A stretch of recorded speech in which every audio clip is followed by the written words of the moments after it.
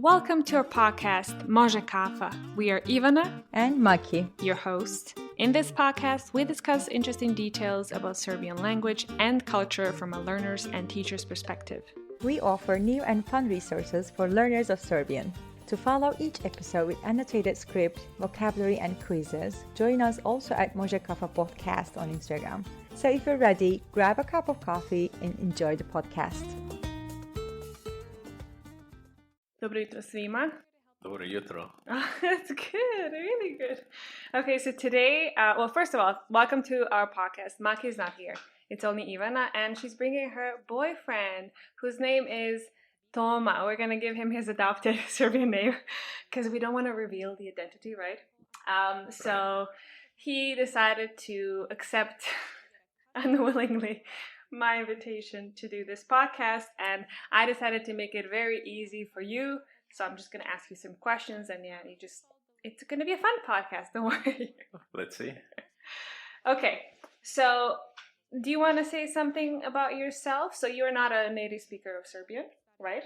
No, That's I'm one not. thing. No, I'm a native speaker of French. Oh, French, and kind of like English. Well, I mean English, yes. His second language. Well, he studied over there, so basically, and worked over there. So most of your life you were over there. Yeah, most of my life was in the UK. Yeah, exactly. And he's not learning Serbian, guys. I got questions about Serbian and like learning it, and I'm like, no, he just picks up some words, and he doesn't really want to learn Serbian because, I mean, he already knows like 5 languages or 6, or God knows how many. So Serbian is not necessary. I think I'm done with picking up new languages. Exactly. Okay, so we're gonna start with the questions. There's 15. Some of them are, you don't have to dwell that much if you don't want to. We're not gonna bore you, but people got interested. So I got some comments on Instagram and on YouTube, and I also took 2 or 3 comments from some like famous YouTube videos, which I found questions that I found interesting. Okay, so let's start with the first question. You ready, Toma? Yeah, sure. Toma? Okay, what was your impression about people from Serbia before you met me? And did I live up to that impression? I think I did meet some Serbs, I guess, before I knew you, and I think the impression I had was in general just quite welcoming, warm, and I think I could say just very opinionated. Very opinionated. You can be as honest if you want. Yeah. You can be mean. Just pretty intense and opinionated. And I think that's pretty much held true for every Serb I've met, including yourself and people and the ones I met after you. I think, but they're always very friendly. Yeah. And welcoming. Yeah. And I think it's important to mention that you also met people from Bosnia too, like Serbs from Bosnia, and actually like Bosniaks too, and Croatians. So would you say that this is like a similar mentality? Pretty much. I think that's the case. Whether men or women, they all had very strongly held opinions, but always very friendly and welcoming, and we'd get into intense debates. Okay, good. Yeah. The second question is, what did you find strange in Serbia? And it could be anything.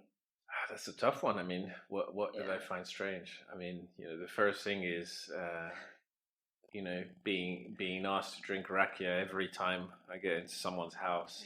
Exactly. And thinking, this is my 10th shot of the day because we keep meeting, 4 people in one day. It's true. That was one thing. What else did I find strange? I think I have to say something else. The Belgrade Zoo was probably the most inhumane zoo I've ever seen in my life. Yeah. It's in a pretty bad shape. I actually felt really bad for the animals. Yeah. And, this is something else, coming from a culture that, at least that's my experience, I can't say maybe for every Serb, that values food. Oh, okay. And it just didn't seem that...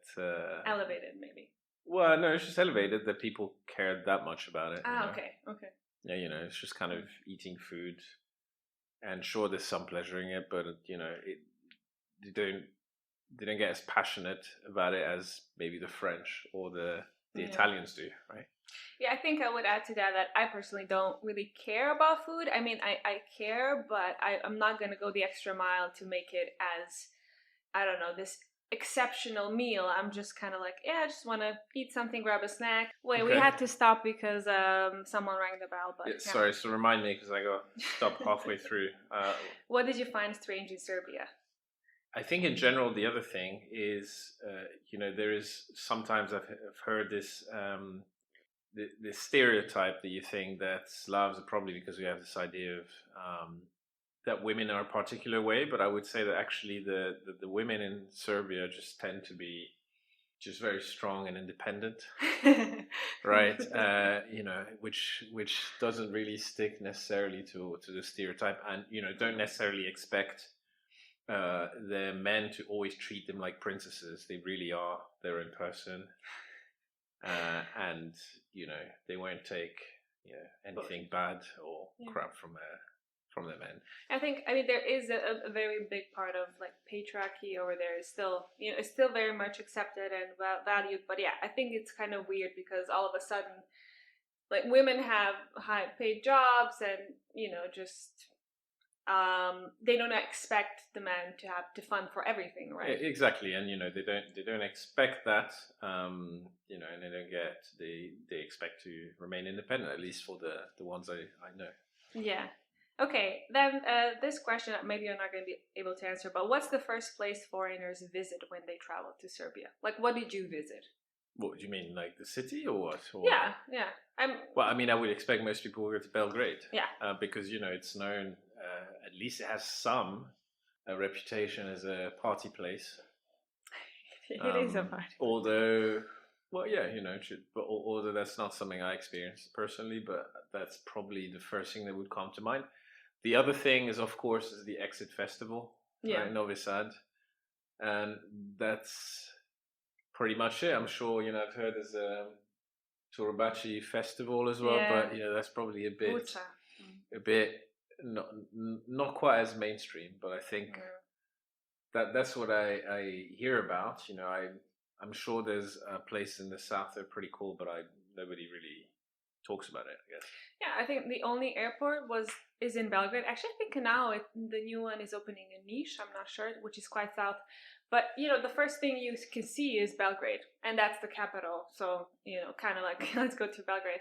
Also, we went to Belgrade because I live kind of near. I'm also in the north, so it was Belgrade or Novi Sad. But I had to take you to the capital in a way. I was like, bring you to Novi Sad. It's not so well known.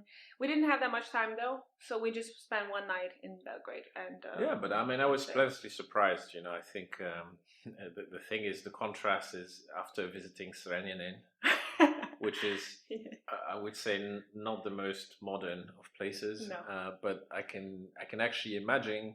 Belgrade seems to have everything that a metropolis has. Right? Yeah. So I can imagine you could have a pretty good life there.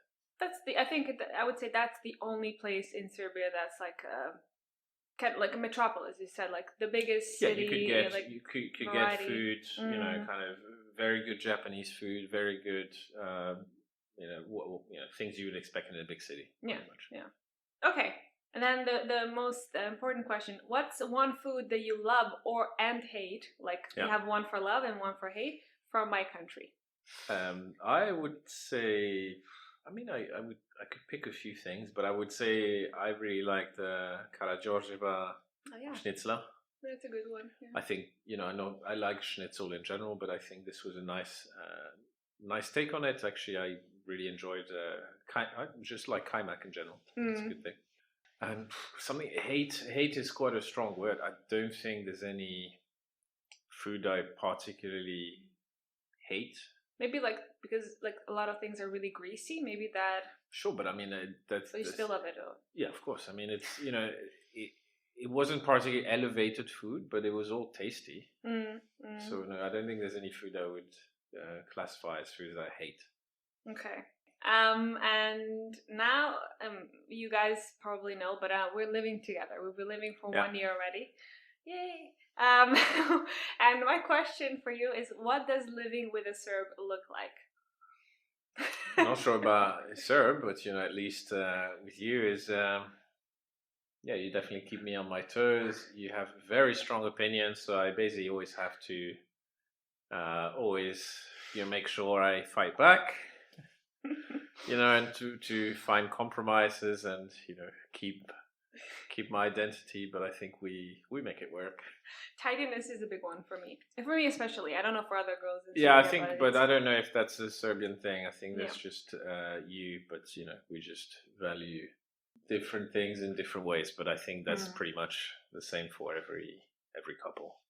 Considering that you have some experience with Serbs, my question is, do all Serbian girls like a macho boyfriend? I can definitely tell you that they want probably more of a manly man who has his own opinions. Of the Serbian girls I know, I cannot imagine one wanting someone who's maybe not so masculine. I having spoken to them, seeing the men that they date and what they do, I think they do like they're meant to be men. Yeah. I would agree. Yeah. Hi, I'm here to help you out with starting a new podcast. As a long-time user of Buzzsprout, I can vouch that this website really makes it easy to just get things moving. All that you need is to pick an idea, a niche, you have to be consistent with the content, and of course you need a quiet space and some basic gear, for example, a mic. You can choose the plan that suits you best, and in return, you get a customizable podcast website, an easy way to share your podcast to major platforms like Spotify or Apple Podcasts, and some more, of course. If you follow the link in the show notes and sign up for a paid plan, Buzzsprout will provide you with a $20 Amazon card, which will in turn keep the show running. I wish you best of luck with starting your podcast, and now let's continue with our morning coffee chat about everything Serbian. Then something tied to this is how to keep your Serbian girlfriend happy. What's the recipe? That's pretty much impossible, I think, well, anyway, I have a different view on that. I think in a way in that, in a couple, the other person doesn't make the other one happy, right? You should be happy by yourself, and then the couple just works. But I think I don't know if it's anything to do with Serbian girl. As I said, I think they're pretty opinionated, so you just have to hold your own. And just make compromises. And eventually she will win some battles and you'll win the others. That's it. Okay. The next question is, what were our biggest cultural misunderstandings? Food. Okay. But I think that's different because, obviously you're a vegan, right? Yeah. So, that makes things a lot more complicated. So, when you look at me just trying to spend some time or looking for good food on a holiday, and you just be like, why are you so obsessed with trying to find good food? Yeah, why do we need to drive 3 hours to go to a place like in Croatia? Yeah, your dad literally drove 2 hours? Yeah, just to find an amazing suckling pig. I mean, exactly. I can completely understand. I've done entire trips just to find amazing food. And for me, that's just crazy. Or traveling to find a really good Michelin-star restaurant because the food is a highlight of the trip. So I'm guessing veganism and standards. Well, no, standards is a different thing. I think we just value different, but that I'm not sure that's to do with, necessarily you being Serbian or not, right? Because it depends on your experiences. Again, I don't know also about whether that's Serbia or you, but I think, well, actually, maybe I would say because the other thing about the other Serbs I know is that I would say maybe more international, like, they grew up in other countries, traveled a lot. Yeah. And they tend to be much more interested in, kind of what's happening in the world and business and stuff. And whereas I think you're not quite necessarily, I wouldn't say patriotic, but I think definitely a lot more than I am. But yeah, I think they're not a good example of who a Serb is because they did not grow up. Like they didn't spend their whole time in Serbia. I mean they spend their childhood there, right? Yeah, but then I mean, even I feel like I'm a bit of like an odd one out when I go to Serbia, even though I really like identify what big part of me is, I know that I'm Serbian because I have the same cultural beliefs, Yeah. But then for certain things I don't agree. But then you met some people that have been out of Serbia, living out of Serbia for even longer time. Yeah. Because I started living outside of Serbia when I was doing my master's study. That's pretty late. That's like 23. You're kind of already formed, Yeah. But your friends were, when did they leave? I guess they left probably when the war started, right? Oh yeah, okay. Most of them. We had another interruption. Okay, let's continue. Yeah, I also wanted to add the other cultural shock is probably the relationship with the family. Yeah. Where it seems that you and actually it seems that maybe the family ties are much, much stronger in your family than mine, and you seem to be a lot more kind of interdependent. Yeah. Whereas in my family, literally almost every single member lives in a different place, does their own thing, and we just meet once in a while, and we call each other maybe once a week. Whereas I think you speak to every family member twice a day or something. I'm barely exaggerating. Yeah, but pretty much, yeah. I had to change that slowly. I mean, I'm changing it. It doesn't seem like I'm changing it, but I am. It doesn't seem like it is. I think, and Okay. How did my parents accept you? I'm not sure that they accepted me, to be honest. The thing is, because we don't speak the same language, it's hard for me to tell. I think they were friendly and welcoming, but I can't say whether they accepted me or not. Did they do something that surprised you? Well, yeah, I think your mum kept asking me whether I wanted to eat eggs, or about 5 times, and I kept declining, and she just went on and on. And she just made it. And she just made them and just said, they were there. And you didn't eat them. Sure, and apart from that, your mum did ask some very intrusive questions. That's true. That's important, guys. Yeah, and I was like, wow, okay, that's a bit odd.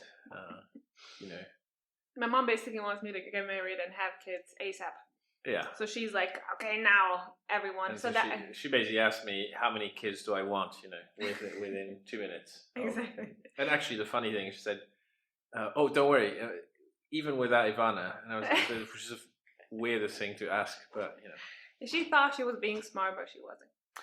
Okay, some questions related to Serbian language, actually. Right. How would you compare Serbian to other Slavic languages? Well, I don't know the Slavic language. Russian. No. Yeah, I think to me it's. I mean, some words are similar. I think Serbian. It sounds like you have. I don't know if you have any vowels. Sometimes, some words just seem to be like pure consonants. Yeah. And I think maybe the tone it sings a little bit more maybe than Russian.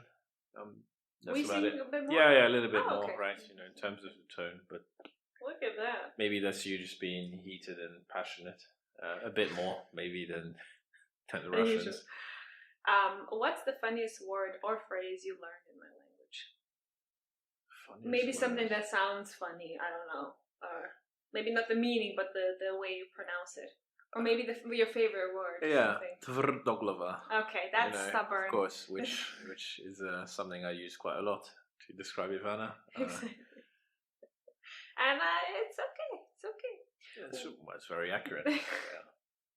Which sound do you have most trouble pronouncing?